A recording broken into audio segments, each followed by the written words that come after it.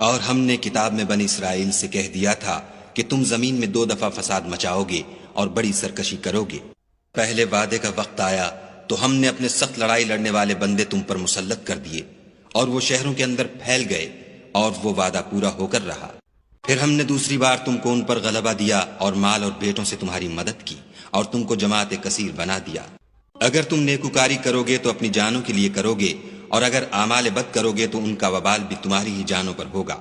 پھر جب دوسرے وعدے کا وقت آیا تو ہم نے پھر اپنے بندے بھیجے تاکہ تمہارے چہروں کو بگاڑ دیں، اور جس طرح پہلی دفعہ مسجد بیت المقدس میں داخل ہو گئے تھے اسی طرح پھر اس میں داخل ہو جائیں، اور جس چیز پر غلبہ پائیں اسے تباہ کر دیں۔ امید ہے کہ تمہارا پروردگار تم پر رحم کرے، اور اگر تم پھر وہی حرکتیں کرو گے تو ہم بھی وہی پہلا سلوک کریں گے، اور ہم نے جہنم کو کافروں کے لیے قید خانہ بنا رکھا ہے۔ پروردگار نے ارشاد فرمایا ہے کہ اس کے سوا کسی کی عبادت نہ کرو، اور ماں باپ کے ساتھ بھلائی کرتے رہو۔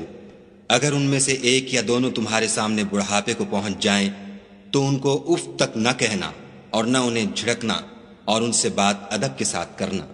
اور اپنے ہاتھ کو نہ تو گردن سے بندھا ہوا یعنی بہت تنگ کر لو کہ کسی کو کچھ دو ہی نہیں، اور نہ بالکل کھول ہی دو کہ سبھی کچھ دے ڈالو، اور انجام یہ ہو کہ ملامت زدہ اور درماندہ ہو کر بیٹھ جاؤ۔